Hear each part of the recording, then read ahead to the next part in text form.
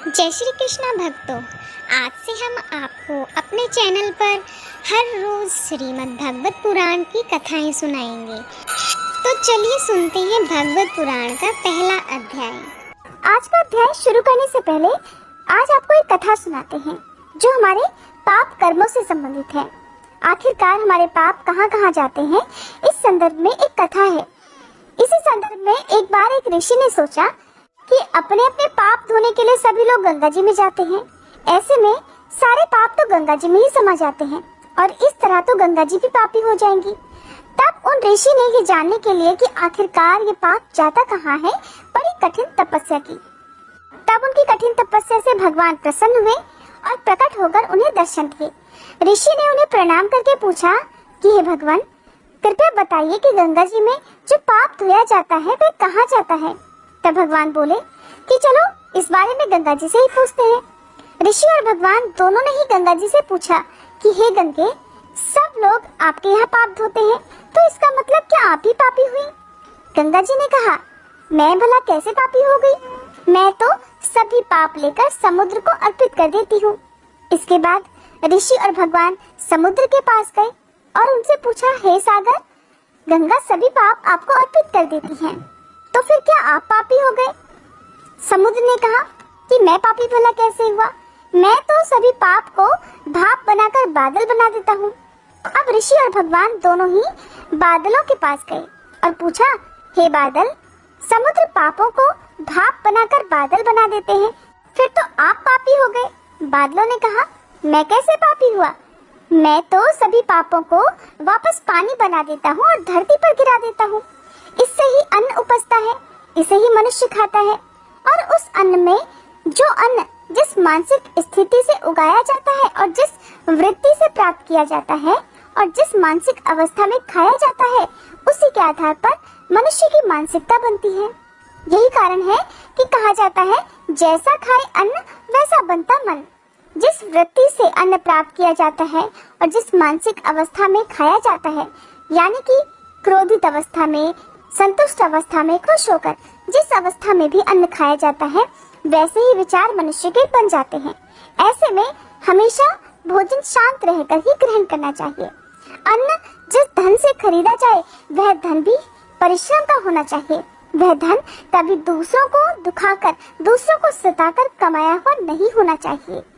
जब पांडव और कौरव महाभारत के युद्ध को चले, तब राजा धृतराष्ट्र ने कहा कि मैं भी युद्ध देखने चलूं। तब श्री व्यास देव जी कहने लगे, हे राजन, नेत्र के बिना क्या देखोगे? तब राजा ने कहा, हे प्रभु जी, देखूंगा नहीं तो सुन ही लूंगा। तब व्यास जी ने कहा, हे राजन, तुम्हारा सारथी संजय जो कुछ भी महाभारत के युद्ध की लीला कुरुक्षेत्र में होगी, वो तुझे यहाँ बैठे ही सुना देगा। व्यास देव जी के मुख से यह वचन सुनकर संजय ने विनती की, हे प्रभु, यहाँ हस्तिनापुर में बैठे मैं कुरुक्षेत्र की लीला कैसे जानूंगा और राजा को किस प्रकार कहूँगा? तब व्यास जी ने प्रसन्न होकर संजय को यह वचन कहा कि हे संजय, मेरी कृपा से तुझे यहाँ ही सब कुछ दिखाई देगा। व्यास जी के इतना कहते ही उसी समय संजय की दिव्य दृष्टि हो गई। अब संजय महल में बैठे बैठे ही राजा धृतराष्ट्र को महाभारत का, कुरुक्षेत्र का आंखों देखा हाल सुना रहे हैं। महाभारत का कौतुक देखकर कहते हैं, राजन सुनो, 7 अक्षौहिणी सेना पांडव की और 11 अक्षौहिणी सेना कौरव की एक साथ कुरुक्षेत्र में एकत्रित हो गई हैं। धृतराष्ट्र ने पूछा, हे संजय, धर्म के क्षेत्र कुरुक्षेत्र में युद्ध की इच्छा से एकत्र हुए मेरे और पांडु पुत्रों ने अब क्या किया? संजय ने कहा, पांडवों की सेना की व्यूहित देखकर दुर्योधन आचार्य द्रोण के पास जाकर कहने लगे, हे आचार्य, देखिए आपके शिष्य बुद्धिमान पुत्र ने पांडवों को बड़ी सेना की कैसी व्यूह रचना की है। इस सेना में अर्जुन, भीम जैसे बड़े बड़े धनुर्धारी वीर, युधान, विराट, महारथी, द्रुपद, धृष्टकेतु, चेकितान, बलवान काशीराज, परुजित, कुंती भोज, नरों में श्रेष्ठ शौर्य पराक्रमी, युधामन्यु, बलवान उत्तमौजा, अभिमन्यु और द्रौपदी के पुत्र सबके सब महारथी हैं। हे ब्राह्मण श्रेष्ठ, आपके स्मरण का अर्थ अब मैं अपनी सेना के प्रधान सेनापतियों का नाम भी सुनाता हूँ। आप भीष्म, कर्ण, युद्ध महाविजयी कृपाचारी, अश्वत्थामा, विकर्ण, सोमदत्त का पुत्र भूरिश्रवा तथा बहुत से शूरवीर मेरे लिए प्राण तक देने को तैयार हैं। ये लोग शस्त्र चलाने में अति निपुण हैं और ये सभी शस्त्र विद्या और युद्ध विद्या में प्रवीण हैं। हमारी सेना का जिसके भीष्म रक्षक है बड़ा बल है। अब आप सब अपने अपने मोर्चों पर सावधान रहकर सेनापति भीष्म की रक्षा कीजिए। कुरुव्रत भीष्म पितामह ने दुर्योधन को प्रसन्न करते हुए और ऊंचे स्वर से गर्जना करते हुए शंख बजाया। फिर वहां चारों ओर शंख, नगाड़े, ढोल, गोमुख आदि अनेक बाजे बजने लगे, जिनका बड़ा भारी भयंकर शब्द होने लगा, जिसके अनंतर सफेद घोड़ों के बड़े रथ पर स्थित माधव श्री कृष्ण और पांडव अर्जुन ने भी अपने दिव्य शंखों को बजाया। श्री कृष्ण पंचजन्य और अर्जुन ने देवदत्त नामक शंख को और भीषण कर्म करने वाले भीम ने पौंड्र नामक बड़े भारी शंख को बजाया। कुंती पुत्र राजा युधिष्ठिर ने अनंत विजय, नकुल ने सुघोष, सहदेव ने मणि पुष्पक और महाधनुर्धारी काशीराज, शिखड़ी, धृष्टद्युम्न, विराट, अपराजित, सात्यकी, राजा द्रुपद और द्रौपदी के पांचों पुत्र और महाबाहु अभिमन्यु, इन सब वीरों ने अपने अपने शंखों को बजाया। उन शंखों के भारी शब्द से आकाश और पृथ्वी गूंज उठे और धृतराष्ट्र के पुत्रों के हृदय भी कांप उठे।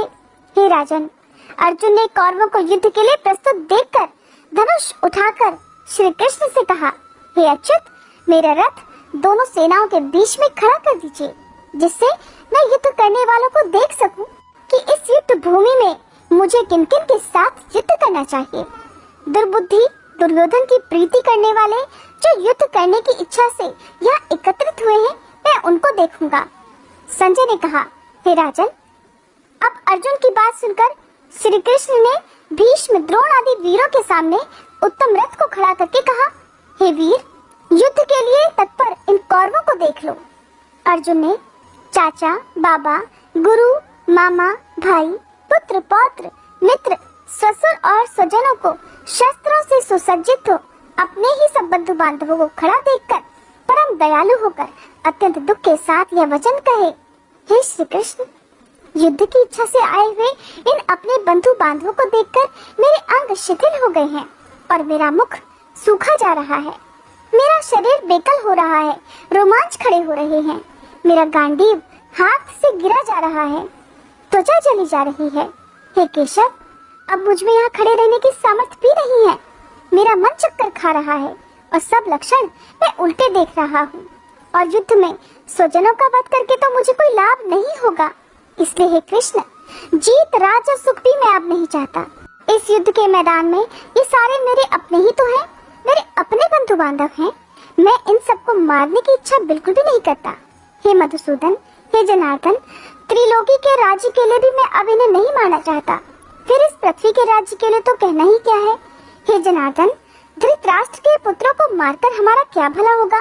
इन आतताइयों का वध करने से पाप ही होगा। इसलिए अपने भाइयों और धृतराष्ट्र के पुत्रों को मारना सर्वथा अनुचित है। माधव, स्वजनों को मारकर क्या हम सुखी हो सकते हैं? ये सब लोभ के वशीभूत हैं और कुल के नाश करने तथा मित्र द्रोह करने में पाप को नहीं देखते। कुल नाश के दोष को जानते हुए भी हमको इस पाप से क्यों दूर नहीं रहना चाहिए? कुल का नाश होने से कुल के प्राचीन धर्म नष्ट हो जाते हैं, फिर धर्म नाश होने से कुल में पाप ही बढ़ता है। कृष्ण, पाप से कुल की स्त्रियां व्यभिचारिणी हो जाती हैं, जिनमें वर्ण शंकर संतान उत्पन्न होती है। वह वर्ण शंकर जिन पुरुषों ने कुल को नष्ट किया है और उनको तथा उस कुल को नरक में पहुंचाते हैं, क्योंकि फिर श्राद्ध, तर्पण आदि बंद हो जाते हैं।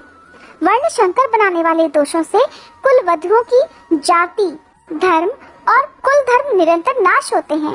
हे जनार्दन, मैंने बराबर सुना है कि कुल धर्म नष्ट होने से निश्चय ही नरक में जाना होता है। हाय, हम इतना बड़ा पाप करने को तैयार हैं, जो राज्य सुख के लोभ से अपनों को ही मारने की कोशिश कर रहे हैं। शस्त्रों को धारण किए हुए धृतराष्ट्र पुत्र अगर मुझ शस्त्र रहित और उपायहीन को रणभूमि में बांधकर मार डालें, तो मेरा बहुत कल्याण होगा। संजय ने कहा, हे राजन, ऐसा कहकर अत्यंत दुखी होकर अब अर्जुन ने उसी समय धनुष बाण फेंक दिए हैं और वह रथ के पिछले भाग में जा बैठा है। इसके आगे का वृतांत आप सभी अगले अध्याय में सुनिएगा। एक समय पार्वती जी ने पूछा, हे महादेव जी, किस ज्ञान के बल से आपको संसार के लोग शिव कहकर पूछते हैं? मृगशाला ओढ़े, अंगों में शमशान की विभूत को लगाए, गले में सर्प और मुंडों की माला आप पहन रहे हैं। इनमें कोई तो पवित्र कर्म नहीं, फिर आप किस ज्ञान से पवित्र हैं? कृपा करके कहिए। महादेव जी बोले, हे प्रिय, सुनो, गीता के ज्ञान को हृदय में धारण करने से मैं पवित्र हूँ और उस ज्ञान से मुझे बाहर के कर्म व्यापते नहीं। तब पार्वती जी ने कहा, भगवान, जिस गीता ज्ञान की आप ऐसी स्तुति करते हैं, उसके सुनने से कोई कृतार्थ भी हुआ है क्या? तब महादेव जी ने कहा, ज्ञान को सुनकर बहुत सारे जीव कृतार्थ हुए हैं और देवी आगे भी होते रहेंगे। अब मैं आपसे एक पुरातन कथा कहता हूँ, ध्यान से सुनो। एक समय पाताल लोक में शेष नाग की शैया पर श्री नारायण जी नैन मूंद कर अपने आनंद में मगन थे। उस समय भगवान के चरण दबाती हुई श्री लक्ष्मी जी ने पूछा, प्रभु, निद्रा और आलस्य उन पुरुषों को व्यापता है जो जीव तामसी हैं, फिर आप तो तीनों गुणों से अतीत हो। हे श्री नारायण जी, हे प्रभु, आप वासुदेव हो, आप इस समय नेत्र मूंद रहे हो, इसमें मुझे बड़ा आश्चर्य हो रहा है। श्री नारायण जी बोले, हे लक्ष्मी, मुझे निद्रा आलस्य कभी नहीं व्यापता। एक शब्द रूप जो भगवत गीता है, उसमें जो ज्ञान, उसके आनंद में मैं मगन रहता हूँ। जैसे 24 अवतार मेरे आकार रूप है, वैसे ही यह गीता शब्द रूप अवतार है। इस गीता में यह अंग है।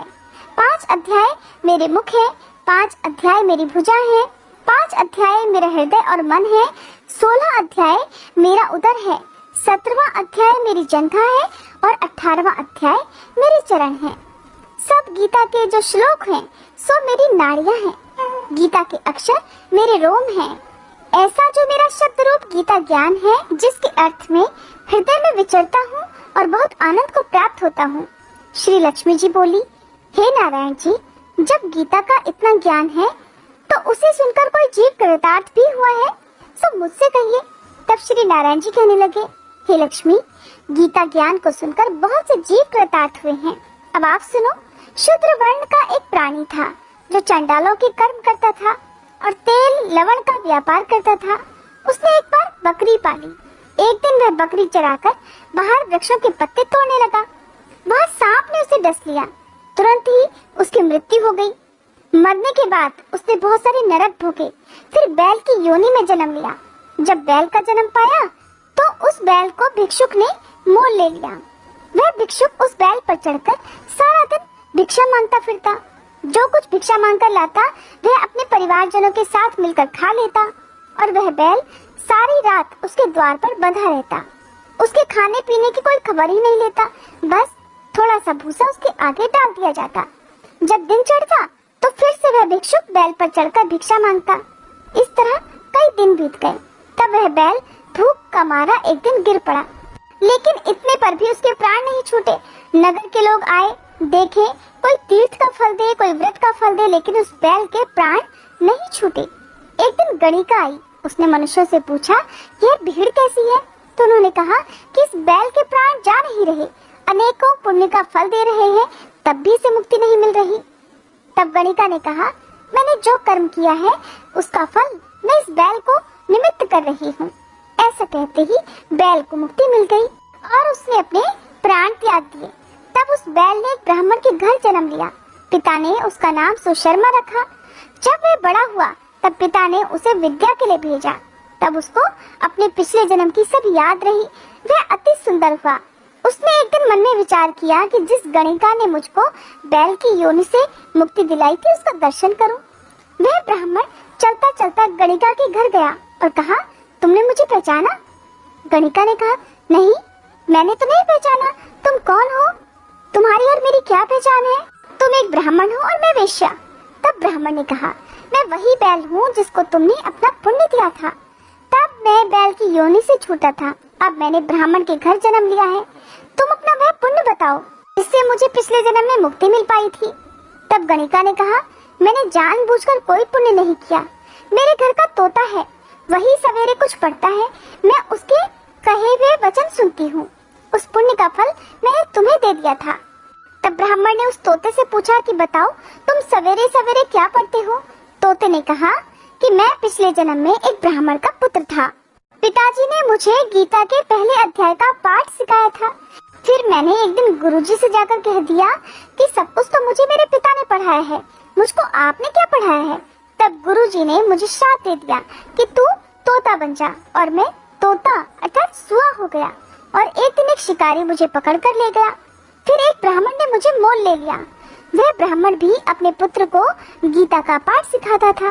तब तक मैंने वह पाठ सीख लिया। एक दिन उस ब्राह्मण के घर पर कुछ चोर आ गए।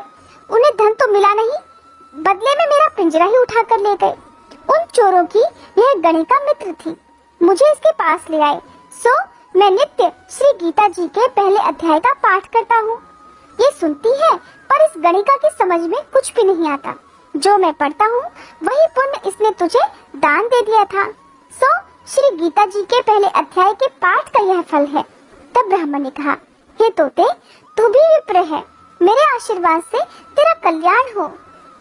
भगवान श्री हरि कहने लगे, सो हे लक्ष्मी जी, इस प्रकार उस तोते ने गणिका को भी मुक्ति प्रदान की। गणिका ने भी भले कर्म ग्रहण किए, नित्य प्रति स्नान कर और गीता के प्रथम अध्याय का पाठ किया, जिसके फलस्वरूप उसे भी सभी पापों से मुक्ति मिल गई और अंत में मोक्ष मिला। श्री नारायण कहने लगे, हे लक्ष्मी जी, जो कोई अनजाने से भी भगवत गीता का यह पाठ पढ़ता है या सुनता है, उसे भी मुक्ति अवश्य ही मिलेगी। हरे कृष्णा। आज का अध्याय समाप्त हुआ।